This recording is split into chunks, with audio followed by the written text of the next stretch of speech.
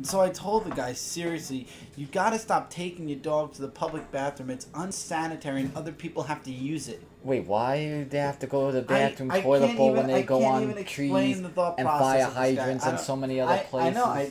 I don't understand. And then they have these park signs of curb your dog. When they say curb your dog, that means don't let the dog go.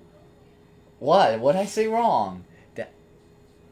Yambuski. You didn't look through between those lines there, did you? No, and why are you taking my creative thoughts that we said on Frontline Live? Because it just is. You're like a computer. You like get the thoughts, and then you download it in that data head right there. Just like Cyborg or something. I don't know. Cyborg? Let's continue on what we were doing. You need to stop talking. Yes. What's up, everybody, and welcome back to another episode of the Dark Avenger comic book review. Unfortunately, a week late. Today is New Comic Book Wednesday.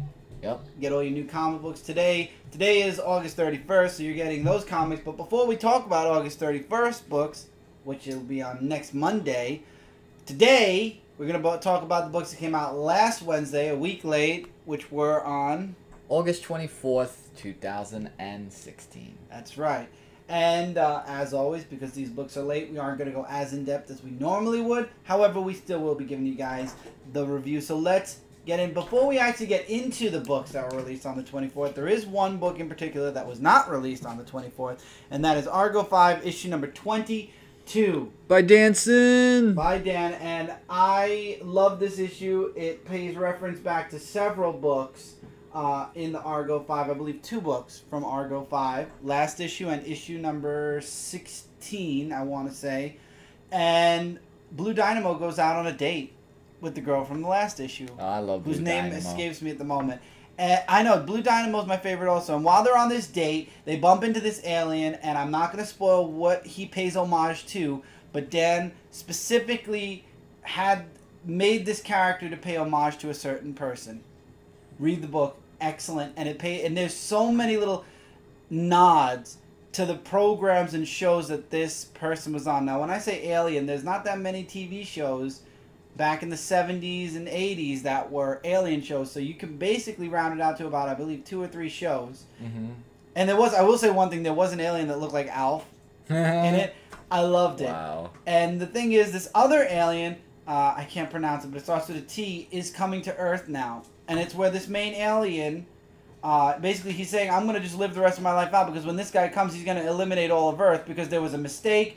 Originally, he was just an observer from this distant planet. They got attacked. Mighty Max actually got involved. Oh, and it got violent. It wasn't supposed to. They ran away, left him behind, and now they sent back their lord in order to destroy Earth and assimilate it into his knowledge. And that's when Argo 5 shows up. And they literally kick ass. I love Chain Reaction. He has an awesomely perfect Chain Reaction fighting Tyrannex. Tyrannex? I hope I'm saying his name right. And it ends. I swear, Dan, you gotta give Blue Dynamo a bone though, because he starts to reach out to this girl that he was dating, and he's like, "So maybe we should take this relationship to the next level." And she's like, "Well." Maybe that's his character. I'm not going to say how they beat Tyrannex, by the way. It's a little bit of a twist of fate, so to speak. So, read the book. It's awesome. But she ends up saying, well, I just got out of a relationship. I need time. I'll call you. And she leaves. Dan, you got to give Blue Dynamo a little bit of slack. I know it's kind of his character's thing right now.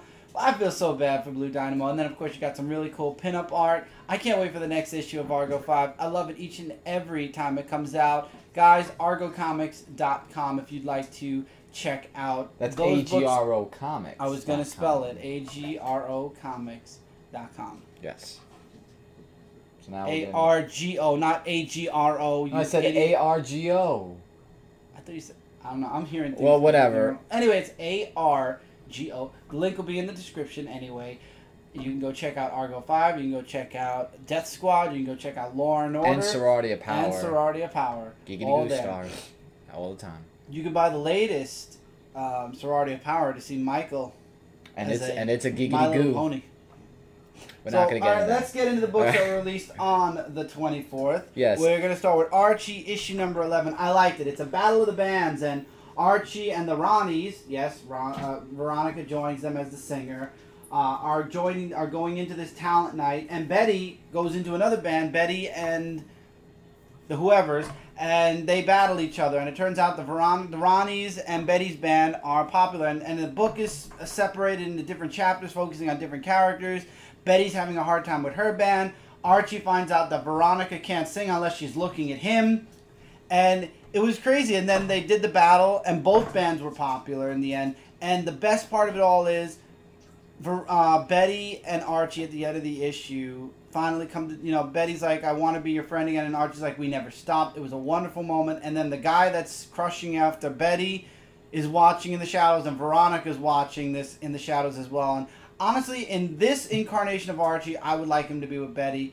No offense to Veronica. She can go up with any other guy she wants. I think that Betty is the better person for Archie. My opinion. Buffy the Vampire Slayer, Season 10, issue number 30. The finale for Season 10. We will not be seeing Season 11 until November. And again, I'm going to say this until I get a confirmation, but Angel and Faith, I would love them to get another Season 2.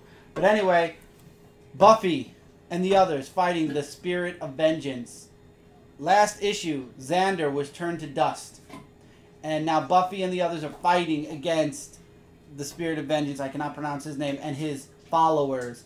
And what happens is, something happens, and I don't want to spoil it, but one of the spirits turns on the head, the Overlord of Vengeance, and she brings Xander back.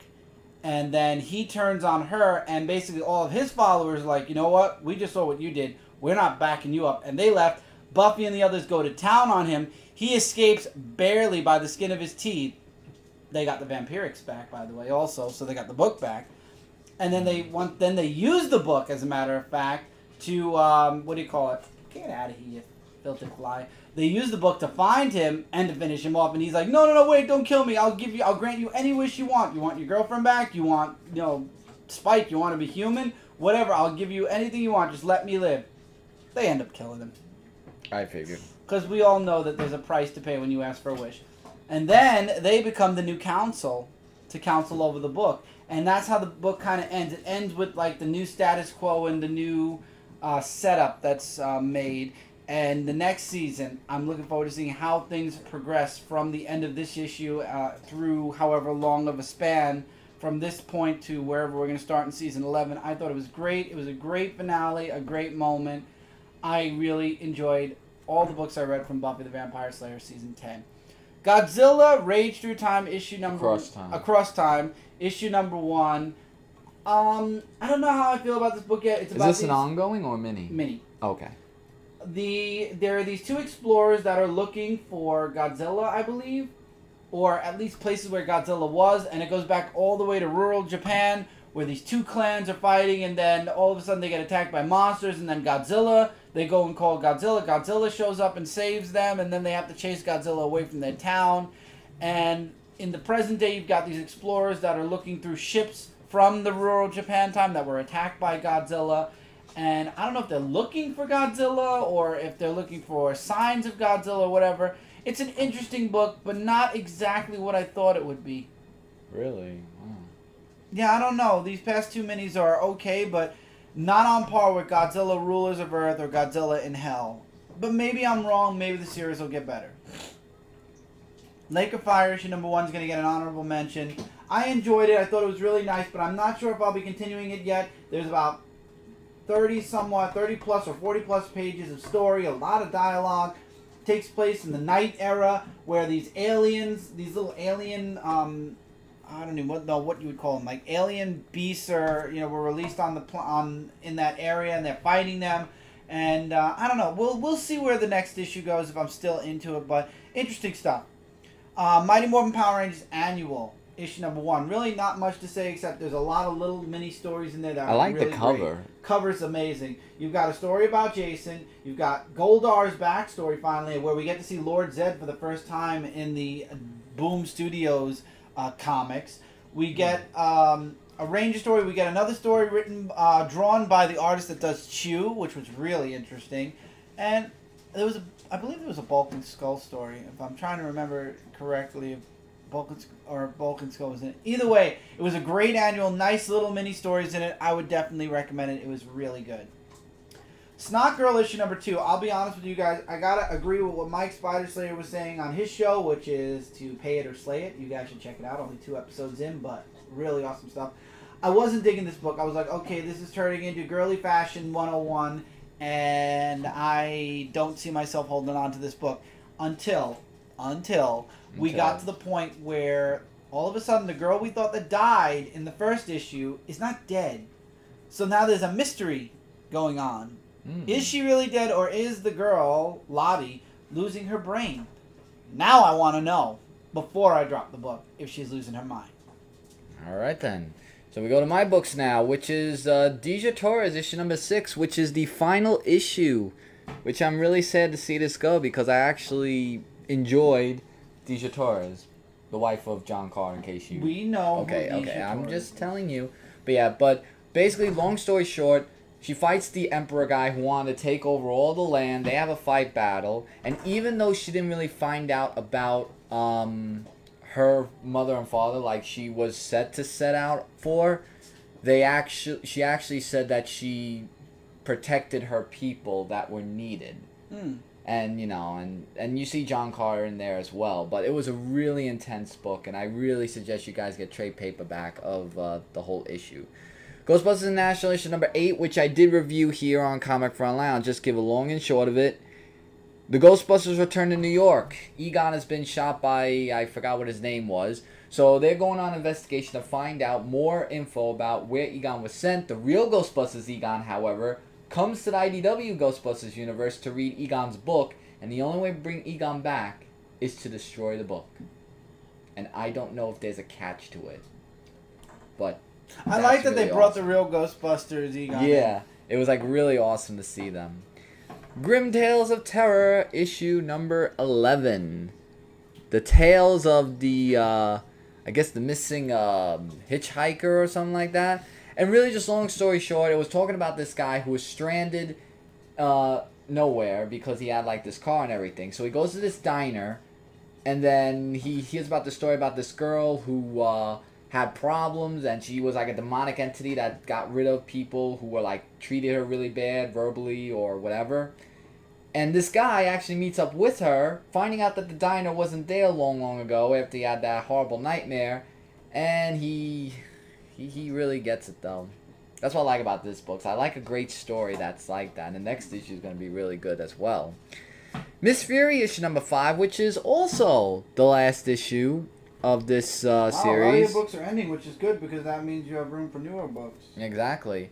And Miss Fury is basically, there's this big hole that appeared in the ocean, and she has to try to find ways to get rid of it, but also she finds out who's responsible for creating that portal, which was to infect more people towards... It's like a supernatural demonic side, but she actually finds ways of protecting the people against that portal. But it was like all over the place, but really good issue. It's going to be sad to see this go, because I actually liked Miss Fury from time to time, but yeah. Tomb Raider issue number 7, and oh boy, what turn of events for Lara Croft, actually, because she's doing an investigation of going after Sam. You know, who went through that whole thing in the island and going crazy. Let's just say in the end, Lara Croft actually goes nuts in a loony asylum. Oh, wow. I was shocked to see it. That's really the whole basics of the story. Just doing the investigation and then herself winding up in a mental asylum. I hope that they're not making her go crazy now. Unless maybe it's in her head. Who knows? Everything's about psychology these days. Faith, issue number 2. And then Faith, issue number 2, in the last issue where she got kidnapped by this guy who she thought that he was a wonderful guy. His name is Chris, by the way. Go figure. And she gets out of it, though. With her superpowers of getting out of there. And she reveals to one of her other friends that she's Faith after hearing, you know... what's that thing where you hear... ear hearing? Yeah, super hearing. Not super hearing, like when you hear a conversation from the other side of the room, from thin walls. Oh, what's it called? Eavesdropping. Eavesdropping, thank you. Eavesdropping. On Read who she between was. the lines, dude. Yeah, of who she was. And she actually is the one that wants to change her costume up to make her look more unrecognizable in her normal form. But really great issue for Faith, actually. Can't wait to see what's going to happen next. Riot issue number 16 of 4001 AD. And just That's to still give... going on, right? It is actually where he was actually brought back to life, which I don't remember him dying, I don't think. And he's listening to New Father's orders of New Japan, saying to do this, do that, and yada, yada, yada, and all this and that. And he's just saying how he's with New Father, but I thought he was against them, basically, after that whole fight thing of what happened.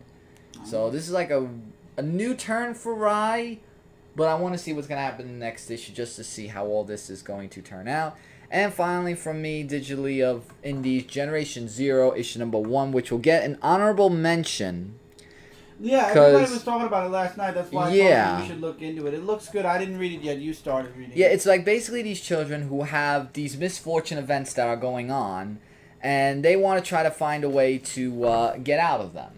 And some have powers that they have already, and some that don't have powers already, so they form this group together, Generation Zero. And you don't really get to see the whole superhero aspect until the ending where it shows a shot of them to be continued. So we'll get more of a full-fledged story of their powers probably in the next issue. I don't want to give too much away, but you can check out on Frontline Live where we talk about it. It was really good. Physical Indies, we've got 3. You've got that. Yeah, Futurama issue number 80. Try-harding. It was my lowest pile of the week. And it's really, Nixon is, I'm going to just show artwork before you worry about me telling the story. But it's really Nixon getting reelected. And Fry is actually saying that he is not going to vote for this whole thing of what's going on. You really don't understand about Futurama, do you? Yeah, I do. Okay. Nixon got elected as president. I saw the episode. I would love to get Treehouse of Horror 22. That looks like such a cool cover. And Nixon is trying to dumb down the people because he wants to get reelected, and he's afraid that they're going to go with the newest president.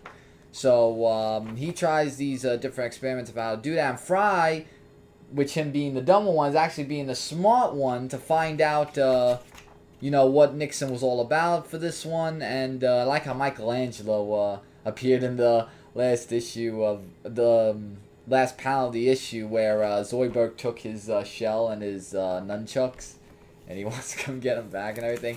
It's a try-harding book, but I really actually enjoyed it. But it's just a low pile for me because there weren't that many books that I didn't like this week. They were all books I liked this week. All right, 2 books for me. Chew, issue 57. Isn't there 3 books? 2, 3. Thank you. Tony continues to eat more and more of Savoy to kind of get him to finally talk, and he finally does get Savoy to talk, and we find out about the great chicken infection. We find out that a person who has the ability to telegraph certain foods to everybody is the reason for the the bird flu epidemic, and they know where to find him, and they go after him. And Savoy continues to talk and talk and talk until he tells Tony he has to eat him. And he's like, no, I won't do it. I refuse. You know, he's still fighting against Savoy. And he's like, well, you don't have to worry, cuz. And then we get a flashback. It turns out Savoy already did the job for him. He just wanted Tony to find the guy. Savoy did it way before that. So technically Tony already has that ability in him because Savoy had it. And now he has to do one more dark thing. And I'm not going to spoil that, but he refuses. He doesn't want to do it. He says there's things. Savoy says there are things even I am not willing to give. You know, to go that far on. And it, wow, wow. And there's only a couple issues to go. Wow, what is Tony gonna do after seeing that? That's crazy. That is crazy. Invincible issue number 130. It's going into 144 and then ending. We've only got 14 more issues to go. That's if Invincible's once a month, that's a year and 2 months. So a year from now, plus 2 months will be next October. Not 2016, but 2017 October. We will be saying goodbye to Invincible. I hate to be here on this show a year and 2 months from now because Invincible has been a really fun show series. I'm really going to be upset to see it go. But anyway, Mark is back on Earth, and it turns out that, well, Rex has everything taken care of. You know, Rex, the world is behind Rex. They want him as president. They want him here and there. And Mark is still like, I don't believe it. How he's made everybody like him. Even Mark's father likes him. So he's like, you know, this is why we left before, and this is why we have to leave again. So they end up leaving again. And it turns out Mark's brother wants to meet with, I forgot what his name was. Where was it? What was this person's name? He said it. No. Thrag. Is to hide out. So he ends up taking this house on this planet far away from everywhere, away from everybody, where he doesn't have to fight anymore. And then we find out that Rex, there's something going on with Rex. Either Rex or the brother outed him to Thrag, and Thrag sends 2 of his children to destroy and eliminate Mark. To be continued. I don't know where this book is headed, but man, oh man, I can't wait to see where this story goes. And will Invincible end with Mark back on Earth? Will it end with him destroying and defeating Thrag once and for all? I don't know, but it's crazy. And my favorite indie book of the week has to go to Teenage Mutant Ninja Turtles issue 61, where Splinter has a family meeting, or really a Foot Clan meeting, where they're assessing what they're going to do next, because you've got the Street Phantoms that are out there threatening territory. You've got the Immortals that are using the Turtles and other humans in their sick, twisted game. And Mikey, in all this, kind of loses, and he's like, we're talking about strategical. We're talking about, where was it? Where are the words? Exploit, technical assets, advanced countermeasure, preemptively. He said, whatever happened to protection, defending, honor, and all that other stuff we used to stand for? And Leonardo kind of takes offense to it, and they get into a bit of a fight. And he's like, you know what? I thought that we were having like old time family meeting. And Leo's like, you need to grow up. He's like, you know what? It's funny because I thought I was acting grown up, and I need more time because how it feels like we beat Shredder, yet he's still winning, I don't know, and I need to figure out why we're still losing. And he leaves. Casey and Splinter have a really great conversation. It looks like Splinter's actually using Casey for something. We don't know what yet. And it looks like the Street Phantoms are about to make their advancement in this war as well. I really like this issue a lot. Also, Raphael and Angel are going to go find Aliplex. You got a lot of things that are working towards, I guess, issue 70, and a lot of things, I guess, going into play for issue 100, going towards issue 100. You know, issue 1 through 49 played into issue 50. I wouldn't be surprised if issue 51 all the way to 99 are playing into the big 100th issue. I've been loving TMNT since day one.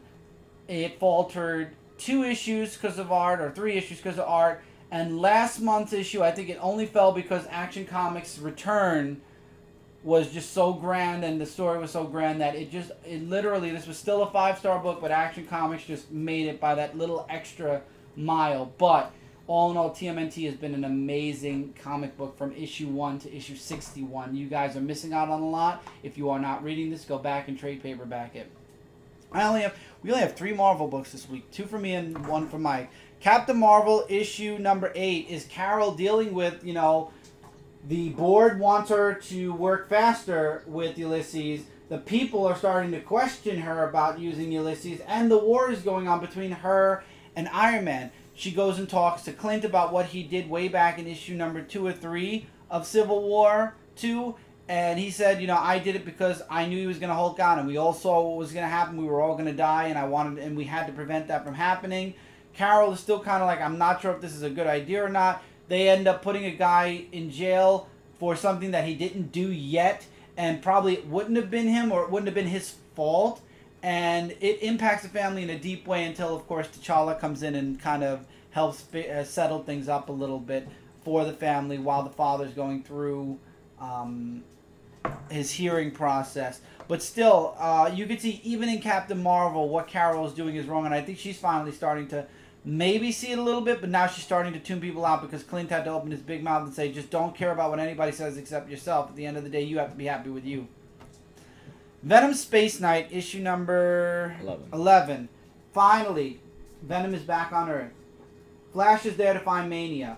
He does make a pit stop to see his mom and talk to her for a bit, you know, say how much he misses her. She says she's sorry, he says he's sorry, and then he goes off to find Mania, and doesn't find Mania, but finds Spider-Man. And Spider-Man, the last time Flash talked to Spider-Man was when Spider-Man was taken over by Doc Ock. So we haven't seen this confrontation since Superior Spider-Man. So now Flash and Spider-Man are fighting. He saves Flash from the symbiote. The symbiote, as you guys know, can live on its own now for a certain amount of time and fights back against Spider-Man. He forgot that the symbiote forgot Spider-Man was a host, and then Spider-Man opened his big mouth and said he was his first host, and that's when the symbiote... Oh, no. The symbiote goes, "You were a host?" And you can just imagine what happens next. Oh, to be continued. no. I'm really digging this story arc, and this is obviously... I guess Spider-Man's going to somehow screw up the whole plan that Flash had for the symbiote, and it's going to force Flash to either lose... Well, probably Flash will lose the symbiote, but it's going to be the reason why Venom stays on Earth and why we get the new Venom series in another 2 months. Okay. Deadpool, issue number 17. And just to sum up this whole book, Deadpool gets the worst here. Not as the worst book, the worst as in his situation. And it's basically, you know, him, yeah, with the team, but then he's, like, leaving the team. But it also talks about, you know, first of all, his daughter doesn't call him dad anymore.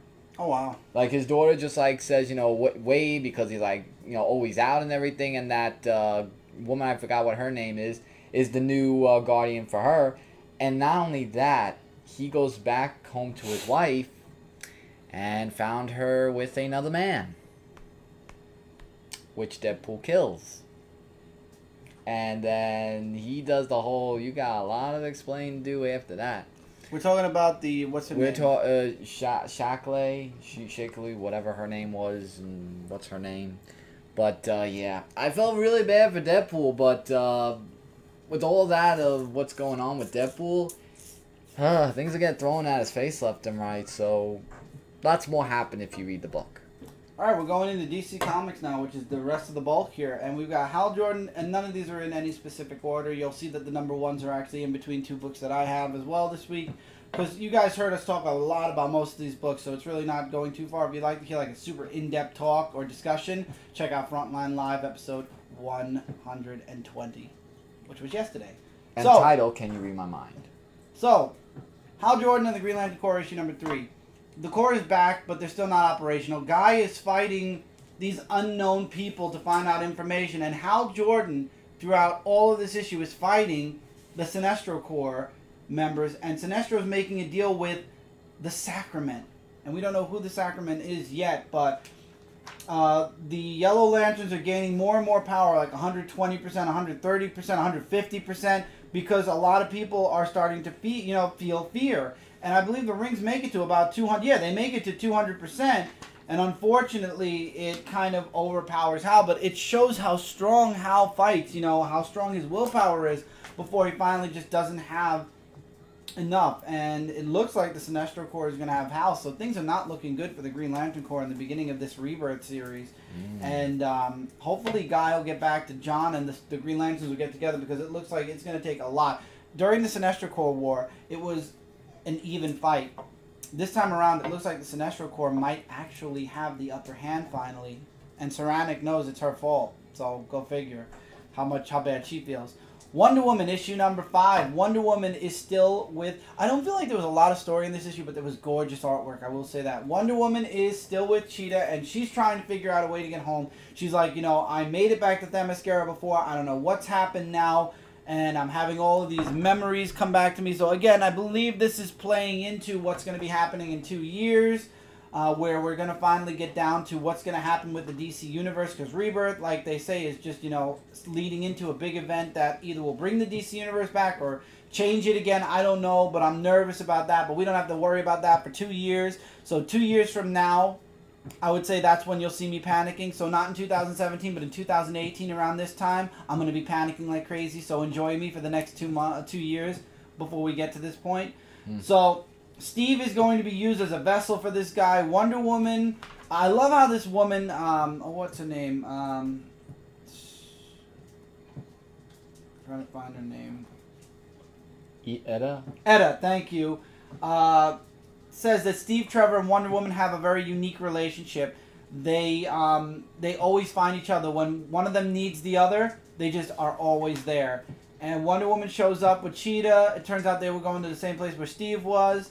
And Steve's in trouble. And guess what? It looks like Wonder Woman's going to be the one to save him. But we won't see it for another month because next issue is going back to the year 1 Wonder Woman. So in issue 7, we'll find out what happens next in this Wonder Woman arc. The Flash, issue number 5. The cover says it all. Barry takes a day off. He goes away. He's talking with Iris about this girl that he likes. And the issue spotlights Wally, which is what I've been saying I wanted to see since Rebirth started. Wally finally takes the forefront here. And he's going to Star's Labs to kind of get more of a handle on his powers. But then he kind of rethinks it and decides not to. But the girl that... I forgot her name. But... oh, she says my name is. I forgot at the very beginning.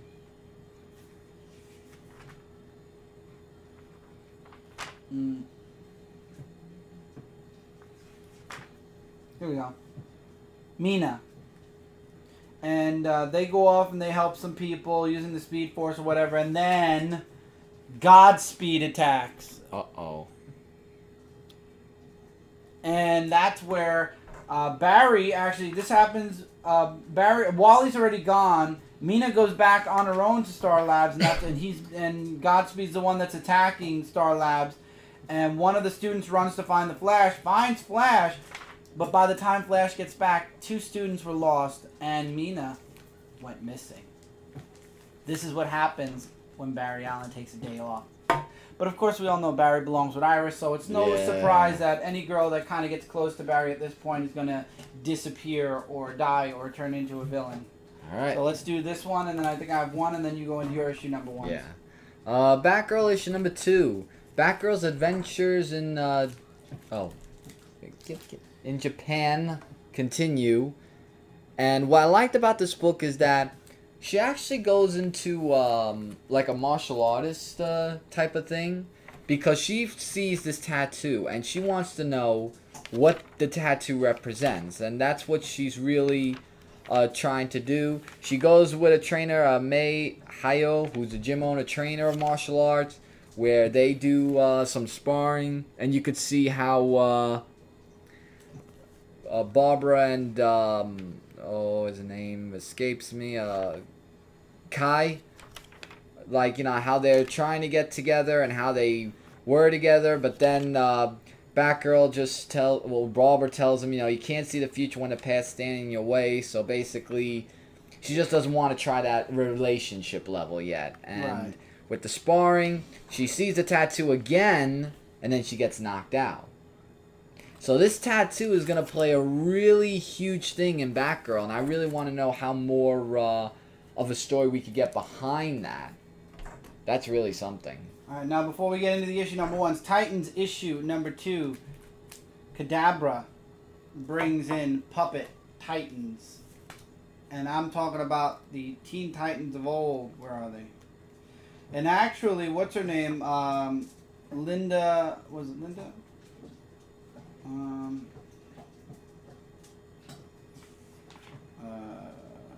Yeah, Linda Park, who ends up being Linda West in the pre-New 52, but goes to Wally, the puppet Wally, and says, "You remember who I am?" He's like, "No." Then the real Titans show up and end up going after the puppet Titans, and the fight is on. You've got all the Titans fighting each other. There's a what do you call it? Arsenal admits that he loves Donna, and the real Donna is shocked. The puppet Donna kind of gets taken off kilter. What's his name? Shoot. Tempest finds Kadabra and decides to face him alone. Nightwing tries to stop him. It doesn't work, but thank God Wally actually is able to jump in, but we don't know if Wally did it in time. We also find out that Kadabra's from the future. That something Wally does in the future is the reason why Kadabra was sent back in time and turned into a nobody magician. And we also find out that Wally wasn't supposed to meet Linda, because somehow Kadabra is mixed into everything that's gone on with the universe and how it is now. And Kadabra's like, but Wally's not supposed to find Linda right now. He's doing it again. He's messing with history or whatnot. So Wally is definitely going to be the catalyst here. Regardless of what happens, Wally's going to be the catalyst that sets everything in motion for the next 2 years, I believe. Because he's the one that's messing with history again, and how Linda is actually now close with Wally again. It looks like Kadabra's going after Linda. Basically, Kadabra wants to attack Wally and make Wally hurt. And that's the one thing that his goal is.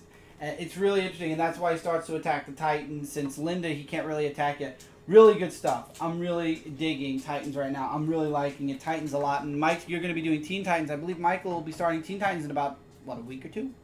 About a week or two, Yeah. All right. Rebirth of Blue Beetle, issue number 1. And this is a really good one-shot of the origin of Blue Beetle.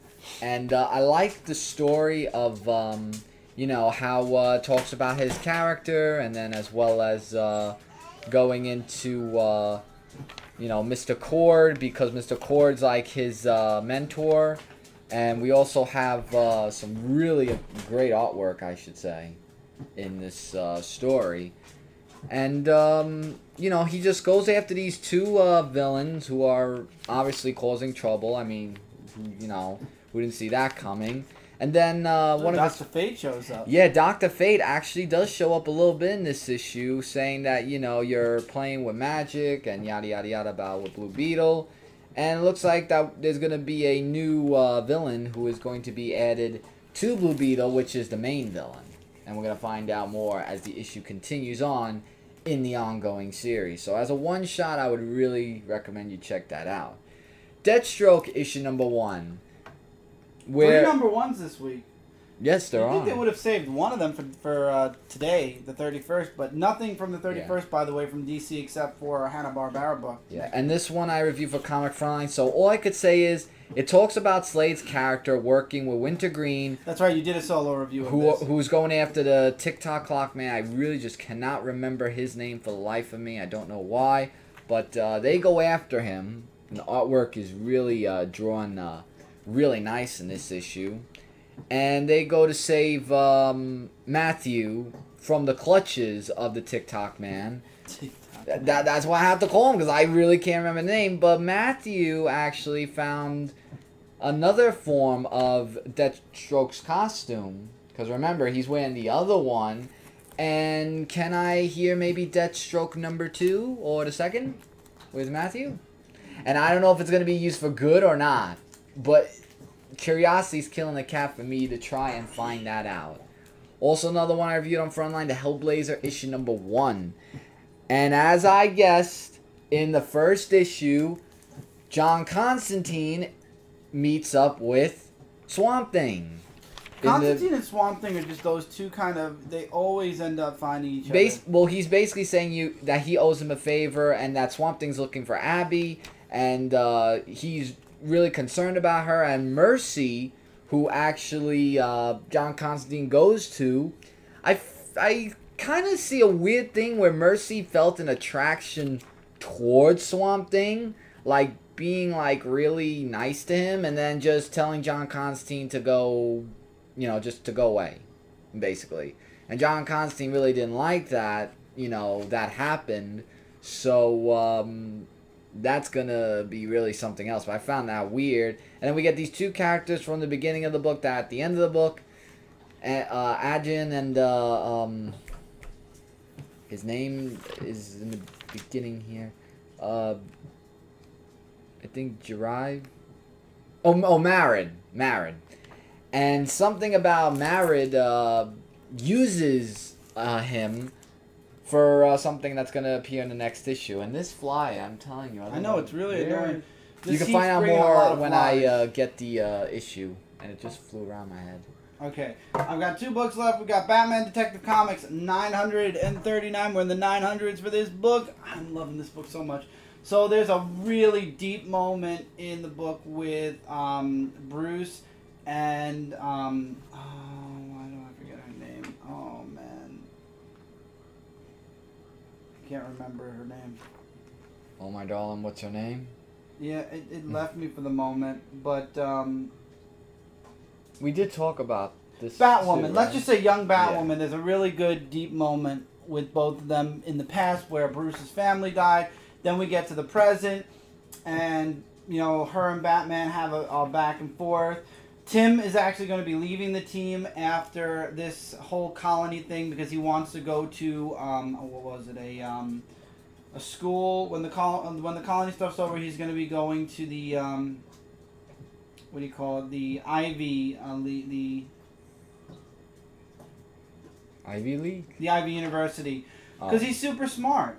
Kate, there we go. And then the present, Kate and Batman are talking about, you know, what's coming next. And she's like, you knew all along and you didn't tell me. He's like, yes, but I did it because, you know, I didn't want the wrong thing to happen. And she's like, you got to promise me never again to have another secret.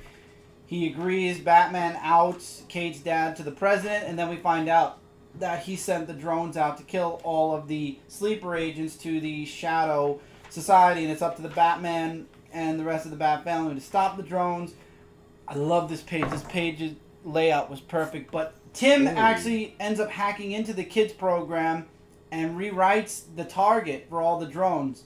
But he doesn't rewrite the target. You know, they need a target and they won't stop until the target's dead. So what he does is he rewrites the target to himself and tells Spoiler this. And Spoiler reaches out to Batman and is like, listen, Tim sent all the robots after himself. Because she's like, Tim, and he's like, Batman's like, codes. He's like, I don't give a shit about your code right now. Tim is gonna die, and you just see Batman speeding along. And I love this last page. He's like, he has all the drones, and he's talking to himself. He's like, you're the smartest one here. You can do this. You can deal with it. It's just math. To be concluded. The first story arc to be concluded. Man, this is gonna be awesome to see where this goes, and then to see where Tim goes after this story arc. I was hoping that, you know, especially with this new costume, maybe Tim will decide to stay around or to stick around somehow. I don't know.